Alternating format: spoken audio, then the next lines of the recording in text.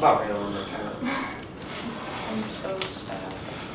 Okay, so what I'm handing out to you right now is your practice guide. No, I did not staple it together. We're going to talk about the first half and the second half. I have a stapler and I'll walk around later and we can staple these together. We gotta take to the vet first.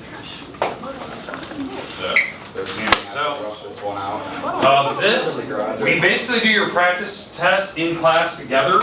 So, because this is kind of the first one. After this, we'll pretty much do these kind of on our own as we go through the sections and stuff. And then on the review day, we'll go back through and see if there's anything that you missed that you want to know how to do. This is exactly what your test looks like. It's pretty straightforward. About the same number, it's the exact same number of questions on the test itself. So you can kind of get a feel for how big the test is going to be, what you need to know, the types of problems you're going to have. But again, don't memorize this problem. This isn't your test question. This is one that looks pretty close to what's on the test, or at least in the same section, and you can pick out the level of difficulty from the problem that I chose. So some people always get thrown off by that you know, I'm not giving them the exact test questions. That's not the point. This is to ease your stress level about what the test is going to look like. Test right now is tentatively on this Friday. That's kind of where I have it set because we're going to review today and Thursday, and then the test will be Friday. So just kind of keep that in mind.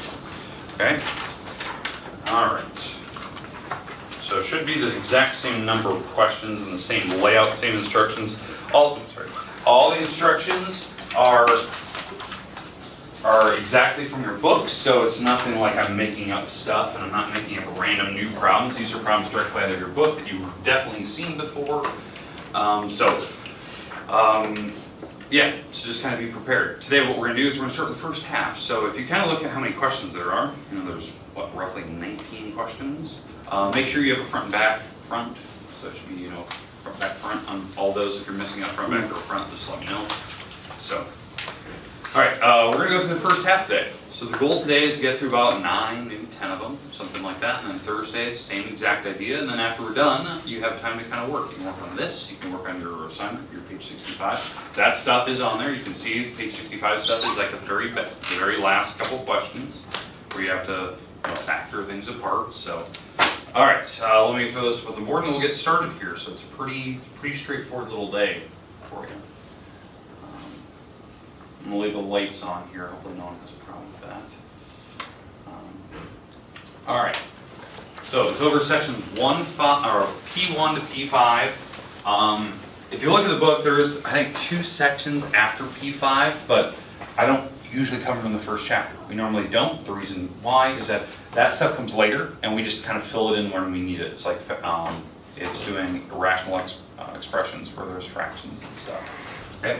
So the goal is to go through the first half of our practice test. Oh, I was just waiting for that. Okay. All right. Let's see, did I give them?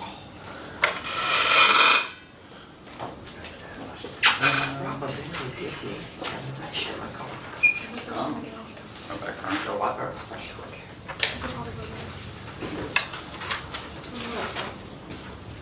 Okay. All right. Let's walk through this. All right, first one is reading the instructions. He wants you to evaluate the algebraic expression. So algebraic expressions don't have equal signs. They're just something with numbers, letters combined with using basic operations. The goal is to plug the number back in that I provided you. So x is 9. Plug it in and actually show me the steps that you need to do to actually simplify that thing down. I actually want to see the steps. I know that's simple, like, oh, I can just type that in a calculator. Yeah, I want to see how you do it by hand without the calculator in front of you, to see how you do it, like the steps you go through. So, what would you do first? What do we need to do? Number 1. Yeah, plug in a 9. All right, there's step 1. All right, so we should have 9 minus 7 cubed, 5 plus 4. Okay, plug in 9. Boom, there's step 1. Easy enough. Step 2, what do we do? 9 minus 7. 9 minus 7. Do not go 4 plus 5. That's out of order. Order of operations, parentheses, exponents, add, multiply, divide, then add and subtract. So you're adding and subtracting last, unless you're inside of a parentheses, because you have to do parentheses first. So 9 minus 7, is that 2? 2 here, 2 to the third, times 5, plus 4. Okay, so we did the parentheses. Notice the parentheses went away after I did it, but the power's still on. Okay, so we did parentheses. So now, next step. exponent. So parentheses, exponent, so 2 to the third. So 2 to the third, that's 8. 4 plus 5 times 8. Now what? Multiplication, multiply or divide. So whatever one comes first, left to right. So we're gonna go multiply, so we have 40, and then your last part is 44. Number one thing people get wrong when they look at this problem on the test that I've seen in previous years, they go 4 plus 5 first. They see that, oh, it's on the outside, I can just do that. No, you can't. The 5 is attached to the parentheses and the 4 isn't. So don't make those silly mistakes. Or they do 2 to the third and they write 6. Makes me laugh. 6. Okay, now, don't get me wrong, you can use a calculator, right? You can type stuff in, I'm not gonna regulate the calculator to use it. But I want to see steps by hand. So you gotta write down some steps, so yeah, you can type some things in the calculator to double check if you're doing things right. The first one should be stupidly easy. Like, don't overthink it. But it's gotta be the order of operations, PEMDAS. Okay, questions on the first one? I know it's straightforward, silly, I know reviewing this is kind of killing time, but we gotta do it. Sometimes you just gotta see those. All right, 2 and 3. 2 and 3, these are intersections and unions. Okay, intersections are what they have in common. Union is everything. So, it'll be one of each type. You can see this. So the top one, this, is an intersection. How an intersection works. You're looking for what numbers do they have in common, or letters, because there could be variables in there as well. If they don't have anything in common, you'd put the little brackets with the circle with the line through. It's called a null set, empty set. If they do have numbers in common, write down just the numbers they share. What do we share in this problem? 2 and 4? 2 and 4. Boom. There's your answer for the top one. That's it. Notice you have to have curly braces. Don't put all the numbers that repeat like over and over and over. Just put 2 and 4. That's the numbers they share. The second section is a union. This is a union. It's all the numbers you see, the different digits. It doesn't matter if they shared them or not, it's all numbers you see.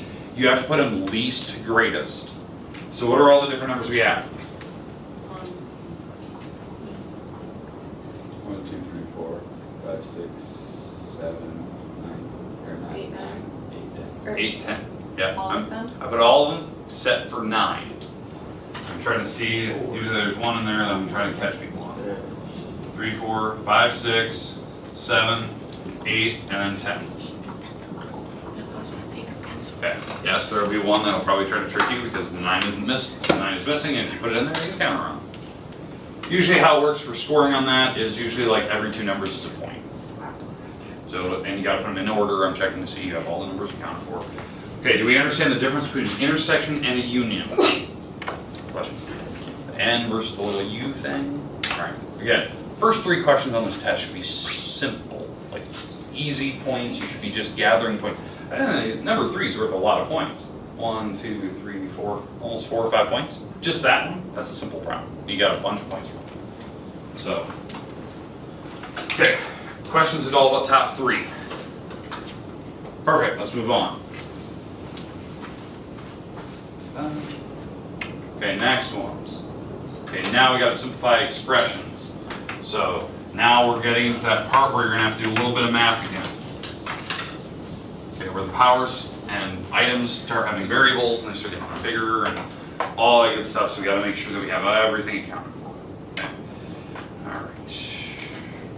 Do that.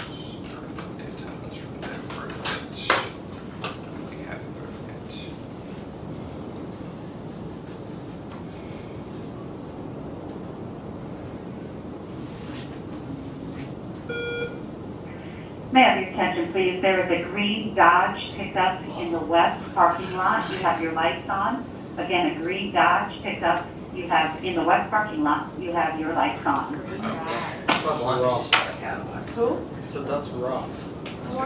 Okay. Go out there, turn them off, come back inside. When they said green, I was like, oh, no. I should Because I have a have a green poncho. driver as well. I was like, oh my god. Okay.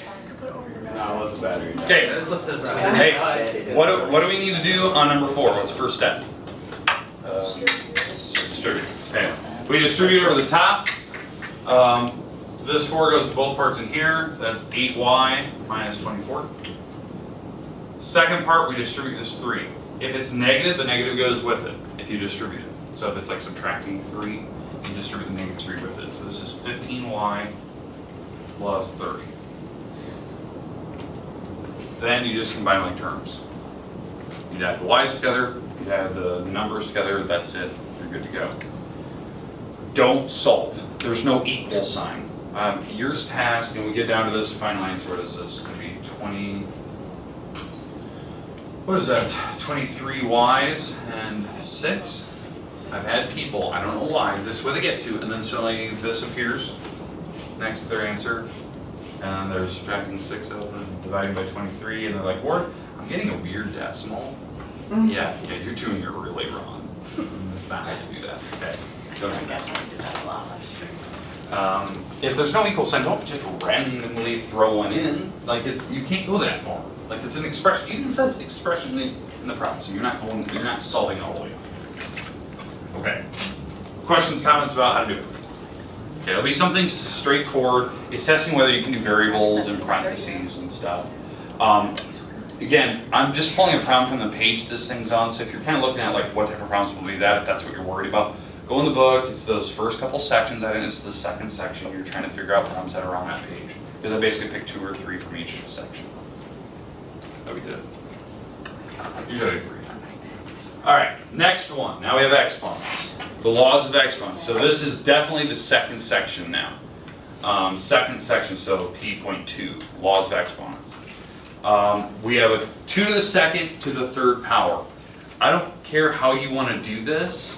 There's multiple ways of approaching this problem, but I do want the final digit in the end, like the constant, the number at the very end. Okay? So can somebody walk me through how you would attempt it, so I can see like what your rational thinking is about this problem? How would you attempt it? Multiply the exponents. Okay, multiply the exponents. Okay, that's one way to do it. You are correct. So you get what, 2 to the 6th power. Then you could solve that. So that would be 64. Type that in. Okay, that's one way. You are correct. That's one way to type it. The second way you could do it, you could go 2 to the 2nd power, which is 4, and then put it to the 3rd power. Right? You're doing the parentheses first, doing everything inside. Then you can put it to the 3rd, and guess what? It just comes up to be the same answer anyways. 4 to the 3rd is a cube root, or it's a cube, so it turns out to be 64. It's kind of a free-for-all. It's just kind of testing whether you know how to do it. Is everyone comfortable typing that stuff in on a calculator? Do you know how to do that? Using that little like caret key, or the X to the Y key, or some calculators like Casio's have like little boxes you can fill in the numbers in there. Okay. Again, remember, on like test day, I don't tell you how to use the calculator. Like, Lord, how do I type this in? Not a question to answer. Like at all in test day. So you got to figure it out beforehand.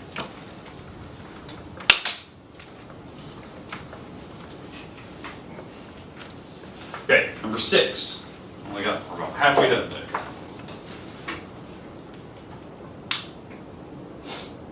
Number 6. Now, again, still laws of exponents section, because I said I pick a couple from, a few from each section. Now we're doing the ones with variables. It'll be probably something with the parentheses where you have to actually multiply terms together, kind of like that. And then there'll be definitely a problem where there's powers on a parentheses, like number 7. That's something you need to expect. It's because I'm testing the basic laws. You got to know how to multiply terms together to add powers, or to distribute powers through a parenthesis. Negative powers expected just because they're going to be in there every now and then. Like on number 7, your answer is probably going to be a fraction. It's like, you know, there's that rare few where things cancel out, but you got to be kind of used to that. Okay, can somebody walk me through number 6? What do we have on number 6? How do we do it?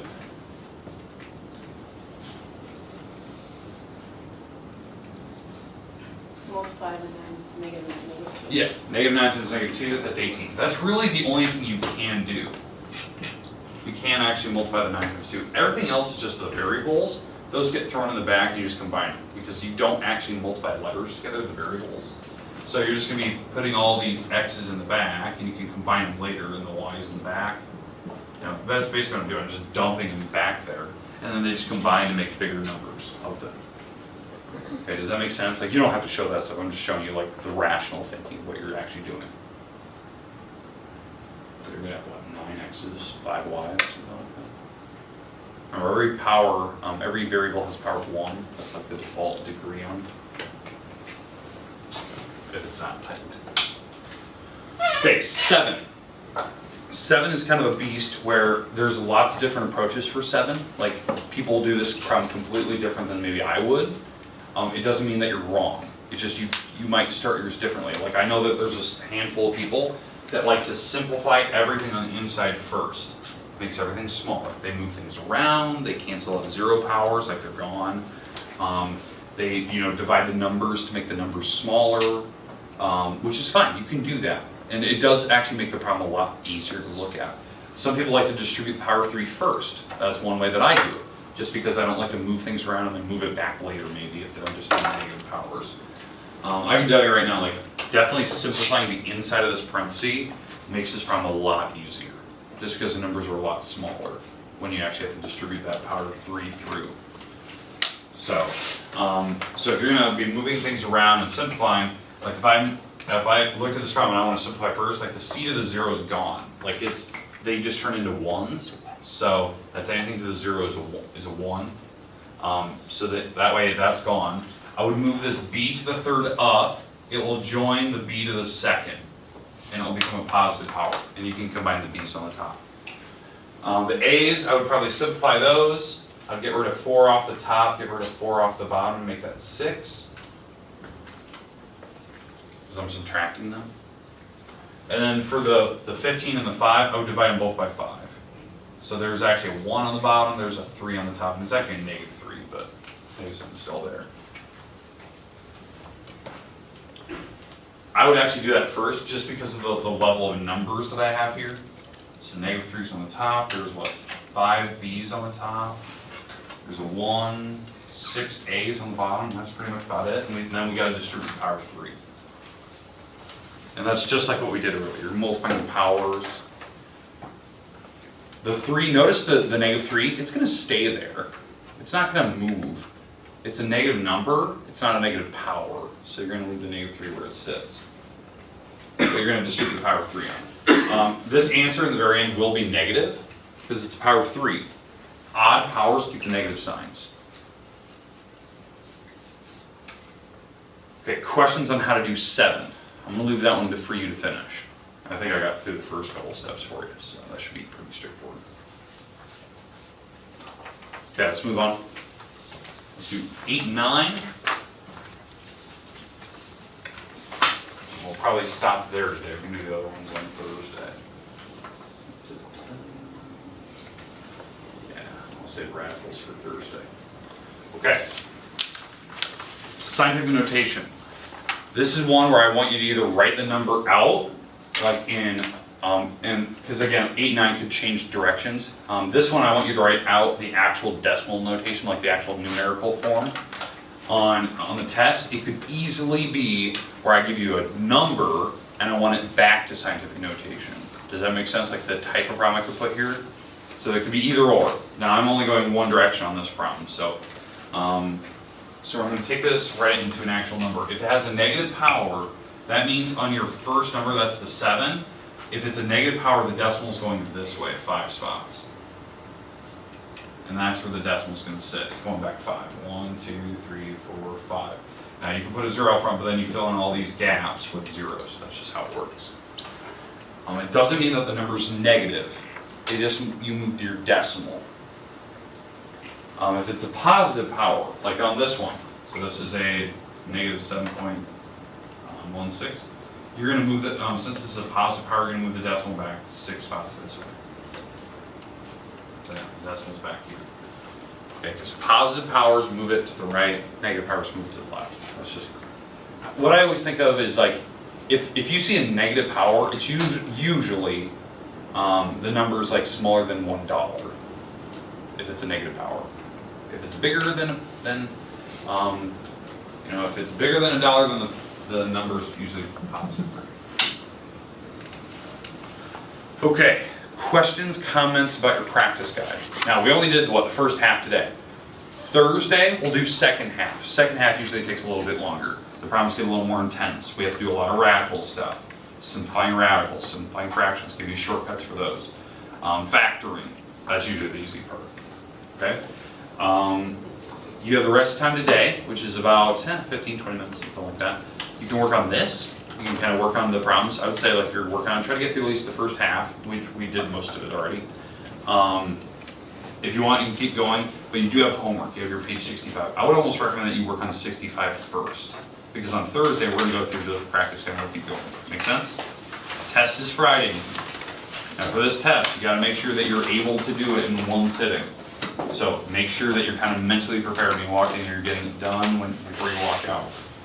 It's not hard, it's not meant to be. It's meant to be just, show me what you know, I'm not trying to trick you on any problem. All right, there you go. Rest time is yours.